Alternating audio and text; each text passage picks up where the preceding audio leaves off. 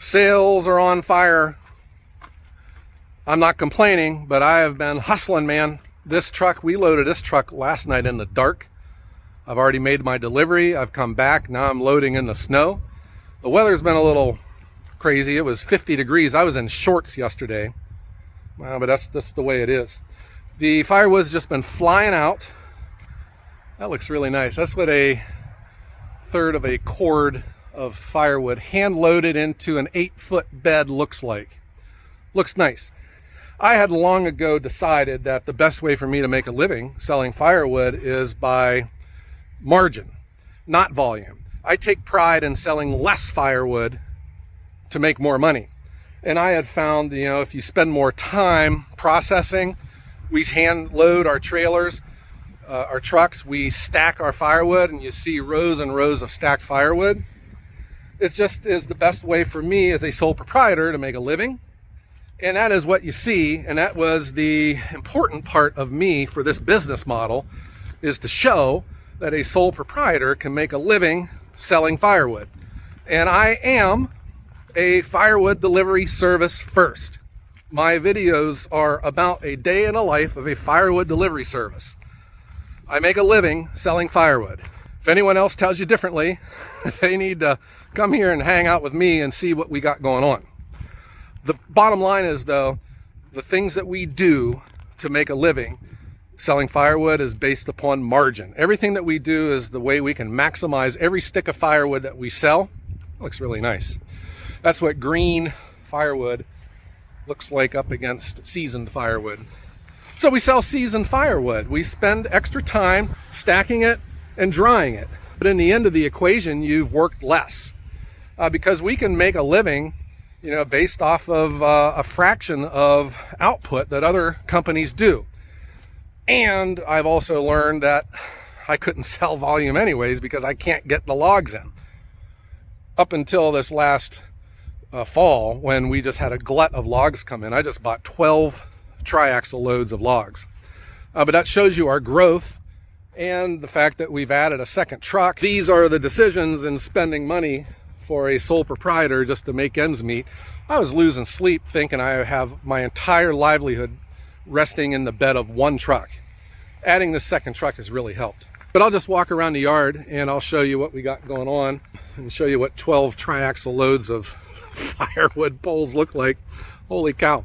So there is this continuing theme that's going on in the firewood industry, guys, and I just got to continue to scream from the rooftops about this.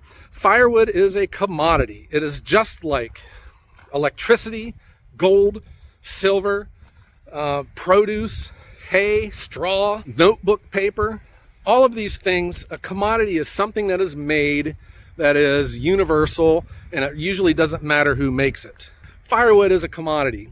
It seems to me that the majority of firewood is bought and sold as a commodity. I had found that if you add value to it, you can increase how much you can sell it for.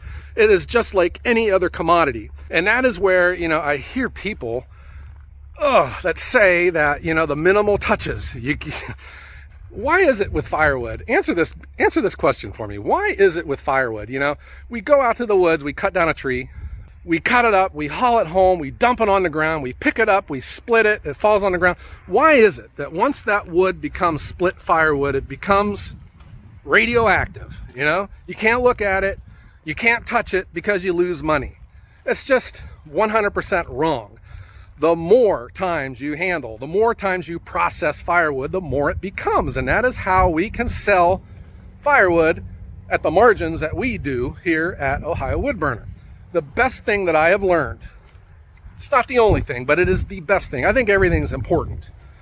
But the most importanter of all of this is stacking your firewood. It is the most important thing that we do. It is the best bang for our buck. It is the best way for us to spend our time is selling firewood. When we stack our firewood, it has become worth more than double of what it would on the commodity market. I can drive up this road a few miles and buy a cord of firewood off the Amish, $225. It's so cheap too. When I think about what we're selling our firewood for, Sometimes I wonder, why do I have all these machines? Because I could just go up there and buy it and just sell it out of their yard, or bring it down here, stack it, and let it dry out. Stacking firewood is the most important thing that you can do. Now, if you don't want to stack firewood, go for it. If you want to heap it into a pile, if you want to stack it on pallets, if whatever you want to do, go for it. I have just learned from my experiences that there's just not a better way to spend your time than stacking firewood. And, it looks awesome too. Some people seem to think that firewood's radioactive after it's made into firewood, and it's just not the case. I would also say too that this is a testable hypothesis that, when you think about what's best for drying the firewood, you're just going to have a hard time convincing me that there's a better way of naturally drying firewood other than stacking it. I'm not saying that other ways don't dry, and maybe it's even at a level that normal people wouldn't appreciate. It dries out good enough. But I'm just saying that there's not a better way to dry firewood than stacking it, period. Now, testable hypothesis, and I would hope that there is a college student out there that would like to do this test, because it's a testable theory about what's the best way of drying firewood. Okay, but up until that point, my hypothesis is stacking firewood is the best. Number one. Number two, operationally, without question, stacking firewood is the way to go. Have you ever loaded a trailer pulling it off of a pile?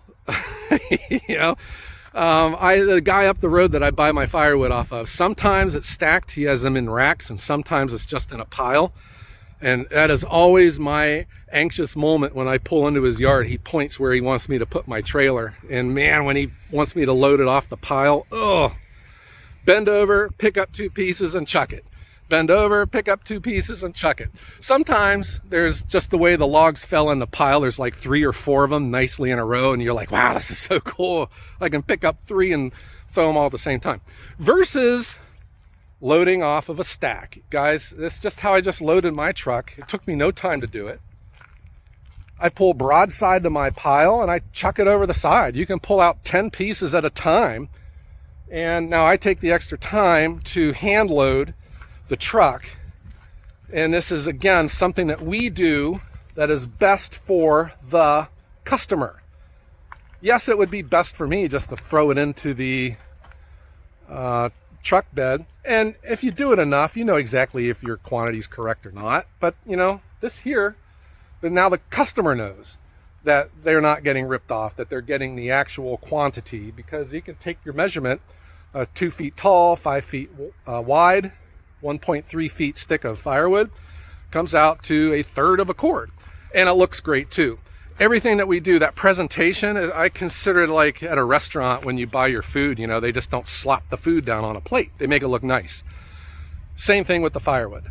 But the last thing that I feel is so important about stacking firewood is, especially with my restaurants, they're very fussy. And if you are trying to set up a system of dry firewood, and this is what I call first in, first out. So for instance, down here, this is the row we're pulling from for the restaurants. And as this goes out, the new stuff gets stacked behind it. So the green's always chasing the dry, and I always have a readily available stash of dry firewood. Okay, now, if you are leaving your firewood in piles, answer this question. Where is the oldest wood that went into that pile? And I will give you a hint. It is not at the top of the pile. So your oldest wood is at the bottom of the pile. And so that gets down to your operation. If you're filling up that bin, if you're filling up that pile within a week or two, okay, all that wood's in there at the exact same time. I would still say that the stuff at the bottom doesn't dry out as good as the stuff on the outside. It's just not going to. But, for instance, me, who's a sole proprietor, my production is spotty. Sometimes I'm hammering out logs, and sometimes I'll go a week or 2 weeks without making anything. So if I'm going to have this big bin filled up, it's probably going to take me a month or 2 to get all that filled up. And by the time I get that green stuff thrown on top, the stuff at the bottom could be ready to go in another couple months. But how are you going to get to it, Those are just my thoughts. Guys, firewood is a fascinating industry, and it is wide open for everyone. The cost of entry is very low.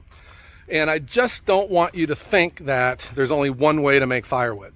there are multiple markets. And now you're starting to see the new market with this small firewood.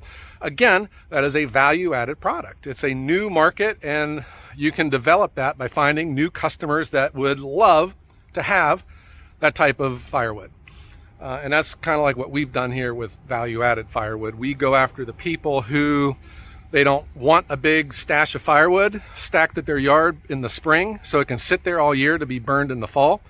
They would love to have ready, available to burn firewood right now.